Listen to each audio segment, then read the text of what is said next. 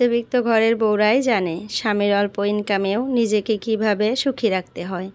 আর যদি এটা আপনি না পারেন তাহলে আপনি হবেন পৃথিবীর সবথেকে অসুখী ব্যক্তি। আসসালামু আলাইকুম আমার প্রিয় আপুরা, তোমরা কেমন আছো? আশা করতেছি ভালো আছো। আলহামদুলিল্লাহ, তোমাদের দোয়া এবং আল্লাহর অশেষ রহমতে আমিও সুস্থ এবং ভালো আছি। নাজনীন ব্লগ চ্যানেলে আরও একটা নতুন ভিডিওর সাথে তোমাদের সবাইকে স্বাগত জানাইতেছি।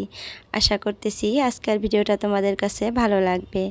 যদি ভালো লাগে প্লিজ একটা লাইক দিয়ে আমার পুরো ভিডিওটার সাথে থেকো। এই তো সকাল সকাল তোমাদের সাথে নিয়ে ভিডিওটা শুরু করে দিলাম। আজকে হলো রবিবার আর এখন ঘড়িতে বাজে 7টা। আজকে একটু লেট করে উঠছি আর মাত্র 2-3টা দিন একটু লেট করে উঠতে পারবো। তারপরে ছেলের স্কুল খোলা, তো ছেলের স্কুল খুলে গেলে কিন্তু আবার ও সকাল সকাল উঠতে হবে। তো তার জন্য ভাবতেছি আর 2টা দিন একটু আরাম করে ঘুম পেড়ে নেই। তো এই তো দেখো সকালে ঘুম থেকে উঠে নিজে ফ্রেশ হয়ে রান্নাঘরে চলে আসছি। আর রান্নাঘরে এসে দুপুরের জন্য রান্না বান্না স্টার্ট করে দিছি। আর এই পাশে দেখো বাইম মাছ ছিল ফ্রিজে কিছুটা, তো সেই বাইম মাছটা ভুনা করতেছি। আর 2 দিন থেকে প্রায় এই বাইম মাছটাই খাওয়া হইতেছে, কারণ ফ্রিজে অনেকখানি আছে। ওই যে তোমার দাদা ভাই নিয়ে আসছে অনেকগুলা। আমি কিন্তু সব সময় বলি যে 2জন মানুষ খাই, যখনই বাজার করবা একটু একটু করে বাজার করবা, যাতে 1 দিন বা 2 দিন খাওয়ার পরে শেষ হয়ে যায়। কিন্তু সে আমার কথা কিভাবে শুনবে বলো? বাজারে গিয়ে যদি দেখে একটু ভালো মাছ, তাহলে দেখবা যে বেশি করে নিয়ে আসবে। সেটা 2-3 দিন খাওয়ার পর কিন্তু আর ভালো লাগে না খেতে। তো যাই হোক, আজকে ওই বাইম মাছই রান্না করতেছি। রান্না করার একদমই মুড নাই, তারপরেও করতেছি। কি আর রান্না করব, ফ্রিজে ওইরকম মাছ মাংস সবজি কিছুই নাই। তো কালকে বলছিলাম যে সবজি কিনে নিয়ে আসো, তো বলছে আজকে আর আনা হবে না, কালকে নিয়ে আসবো। তো যাই হোক, ওইটাই মেনে নিলাম। তো তারপর দেখো এক পাশে সবজি বসিয়ে দিছি আর এক পাশে আমি করলা দিয়ে আলু দিয়ে ভাজি বসিয়ে দিছি। তো করলা দিয়ে আলু দিয়ে ভাজি আর মাছ রান্না করব, এইটাই দিয়ে দুপুরের খাবার দাবার হয়ে যাবে। তো যাই হোক, অল্প কিছু দিয়েই কিন্তু আমরা 2জন খেয়ে নিতে পারি যদি ভালো হয় রান্নাটা তাহলে। আর তোমাদের দাদাভাই তো খালি কষা কষা খাবে, সবজি তো একদমই খেতে চায় না। যার জন্যই হয়তো সে সবজি কিনতে একদমই ভালোবাসতেছে না বর্তমান। আর সে ভালো করেই জানে যদি সবজি কিনে নিয়ে আসে আমি সবজি দিয়ে মাছ দিয়ে রান্না করব, আর এটা তার একদমই পছন্দ না। তো যার জন্য সবজি নিয়ে আসতেছে না। তো আমিও আর কিছু বললাম না। তো যাই হোক, 2টা করলা ছিল ফ্রিজে, করলা 2টা দিয়ে 2টা আলু দিয়ে ভাজি করে নিতেছি। তো ফার্স্টেই যে বলছিলাম মধ্যবিত্ত ঘরের বউরা স্বামীর অল্প ইনকামেও কিন্তু সুখী হতে পারে যদি বুদ্ধি থাকে। আর যদি বুদ্ধি না থাকে বা তার থেকে ধনী মানুষদের দেখে হিংসা করে জ্বলন হয়, তাহলে কিন্তু সেই মানুষটা জীবনে কোনোদিনও সুখী হতে পারবে না। আসলে এটা হতেও লাগে না। আপনি যেরকম তার থেকে নিচের দিকে দেখতে হয় সব সময়, তাহলে আপনি পৃথিবীতে সবথেকে সুখী ব্যক্তি হবেন। আর আপনার ভিতরে কোনো হিংসা জ্বলন এগুলা কিচ্ছু থাকবে না। আর আপনি সব সময় ভাববেন যে তার থেকে আমি অনেক গুণে ভালো আছি, তাই নিজের থেকে সব সময় নিচের দিকে দেখতে হয়। উপরে দেখলে কিন্তু সব সময় জ্বলন হবে, হিংসা হবে, আর আপনি হবেন সবথেকে অসুখী ব্যক্তি। তো যাই হোক, দেখো এদিকে কথা বলতে বলতে আমার করলা ভাজিটা আজকে হয়ে গেছে। আর এদিকে দেখো আমি মাছ রান্না করতেছি, যে মাছটাও হয়েছে পড়ায় আবার হয়ও নাই। তো আজকে দেখো আমি ওই যে টাইলস লাগিয়ে দিছি, দেখছো এই টাইলসটা কিন্তু আমাদের ওই ঘরে লাগানোর পর আর কি পড়েছিল। তো আমি ভাবলাম যে এটা ফালাইয়া না রাইখা এখানে লাগিয়ে দেই, সুন্দর হবে দেখতে। তো যার জন্য আয়না এটা এখানে লাগিয়ে দিছি। এখন কিন্তু দেখতে অনেকটাই পরিষ্কার লাগতেছে, আগে কিন্তু অনেকটা লেত্রা দেখা গেছে। আর আমি কিন্তু এইখানটায় 2বার কালার করছি, তারপরেও কিন্তু জিনিসটা একদম লেত্রা হয়ে যায়। ওই যে সবসময় রান্না বান্না করি তেলগুলা ছিটকে যায় পরে, তো মুছলেও না কত টাইমে দেখা যায় যে টিনের মধ্যে লেগে ধরে, ওগুলো আর পরিষ্কার হতে চায় না। তো যদি আমি সাপ দিয়ে বা ওরকম ঘষা দিয়ে ঘষে নেই, তাহলে দেখা যায় কালার টালার শুদ্ধা উঠে যায়, আবার হয়তো কালার করতে হবে, এরকম অবস্থা। তো আমি কয়দিন থেকেই ভাবছিলাম যে এই জায়গাটাতে কি করা যায়। তো ভাবছিলাম যে একটা প্লাস্টিক মানে কিনে নিয়ে এখানে লাগিয়ে দিব। তো তারপরে ভাবলাম যে আমাদের ঘরে তো টাইলস লাগানোর পর অনেকগুলা টাইলস বেঁচে গেছে আর ভাঙাচোরাও আছে। তো এই টাইলসটাও কিন্তু একটু ভাঙা আছে, হয়তো তোমরা লক্ষ্য করলে দেখতে পারবা। ওই যে আমি যে পাতিলটা রাখলাম, পাতিলটার ওই সাইড সাইডে কর্নারটা একটু ভাঙা, তো যার জন্য ওইটাই না এখানে লাগিয়ে দিছি। তো ওইখানটায় তো লাগিয়ে দিছি, কিন্তু ওইখানে যে মানে খিড়কিটা আছে ওইখানে তো আর লাগাইতে পারলাম না। তো খিড়কিটাতে কিন্তু কালারগুলো একদম লেতরা হয়ে গেছে, নষ্ট হয়ে গেছে, তো দেখতে খারাপই লাগে। তো যাই হোক, হয়তো আরও 2-3 মাস এই বাড়িটাতে থাকবো, তারপরে নতুন বাড়িতে চলে যাব আলহামদুলিল্লাহ। আশা করতেছি আর কি যে নতুন বাড়িটাতে খুব তাড়াতাড়ি যাওয়ার।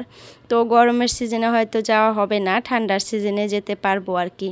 তো আমাকে অনেক আপুরাই অনেক দিন আগে রিকোয়েস্ট করছিল যে তোমার নতুন ঘরটা একটু ঘুরে ঘুরে দেখায়ও। তো ওইভাবে আমি ঘুরে ঘুরে এখন পর্যন্ত দেখাইতে পারতেছি না, কারণ অনেক কাজ বাকি আছে এখনও ঘরের। তো আমি ভাবতেছি যে সম্পূর্ণ কাজ করা হইলে ভালো করে পরিষ্কার করে তারপরে তোমাদের সাথে সুন্দর করে শেয়ার করব। আর সব জিনিস কিন্তু ভালো আর সুন্দর করে মানে পরিষ্কার পরিচ্ছন্ন থাকলে শেয়ার করতে ভালো লাগে আর কি। আর সম্পূর্ণ কাজ যেহেতু এখনও হয় নাই, আরও অনেকটাই কাজ বাকি আছে, তো যার জন্য ভাবলাম যে সম্পূর্ণ কাজটা হয়ে যাক তারপরেই আর কি শেয়ার করব। আরও কালার করা বাকি আছে, টাইলস লাগানো আরও অনেকটাই বাকি আছে। তো টাইলসটা লাগাইলে আর কালারটা করলেই ভাবছি শেয়ার করব। আর বারান্দার মধ্যে অনেকগুলা মানে লেতরা লুতরা পড়ে আছে, ওগুলা সাফ করতে হবে। তো এখন আর আমি পারতেছি না, কারণ অনেক গরম। এই গরমে ঘরের কাজ করে আবার নতুন ঘরে যাওয়া কাজ করতে অনেকটাই খারাপ লাগে। আর আমি সকালে ঘুম থেকে উঠে কিন্তু সম্পূর্ণ সংসারের কাজ করে তারপরে এই যে আবার ভিডিওর কাজ করতে বসি। তো যার জন্য এখন আর বাহিরের কাজগুলো অতটা করতে পারতেছি না। তো ভাবতেছি একটু গরমটা মানে হয়ে গিয়ে আর কি ঠান্ডা পড়লে তখন কিন্তু ভিডিও এডিট করা করা এগুলা কিন্তু সময় মতো করে নিতে পারবো। এত গরমে না কোনো কাজই করতে ইচ্ছা করে না, যেহেতু খেতে হয় যার জন্য রান্নাটা করি নেই। তো যাই হোক, সকালে তো আমরা খেয়ে নিচ্ছিলাম আম মুড়ি দিয়ে, হাজব্যান্ড আর আমি। ছেলে কিন্তু খায় নাই আম দিয়ে মুড়ি দিয়ে, সে অতটা পছন্দ করে না।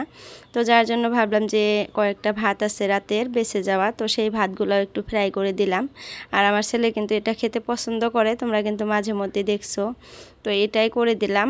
আর স্কুল যেহেতু এখন বন্ধ, স্কুল খোলা হলে কিন্তু তাকে টিফিনেও আমি মাঝে মধ্যে এটা দিয়ে দেই, তোমরা হয়তো লক্ষ্য করো। তো যাই হোক, দেখো ওইদিকে ছেলেকে খেতে দিয়ে তারপরে বিছানাটা একটু পরিষ্কার করে গুছিয়ে নিতেছি। আর মেয়েটাকে খেলতে দিয়ে দিলাম, ঘুম থেকে উঠে পড়ছে। তো সে খেলতেছে আর আমি বিছানাটা গুটাইতেছি। আর আমার মোবাইলটা যে কি হয়েছে জানি না, বর্তমান মানে 2-3 দিন থেকে একদমই এমবি রাখতে পারতেছি না। মানে ডাটাটা অন করার সঙ্গে সঙ্গে দেখি কি এমবি শেষ হয়ে যায়।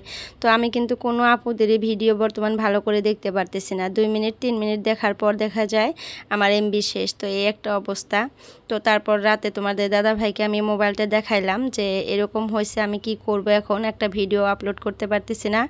এটার কারণে কিন্তু আমি কালকা ভিডিও আপলোড করতে পারি নাই। তো তারপর তোমাদের দাদা ভাই চেক করে দেখে মোবাইলে অনেকগুলো সফটওয়্যারের আপডেট চলে আসছে। ওই আপডেটগুলো হইতেছে আর এমবিগুলো মানে চলে যাইতেছে।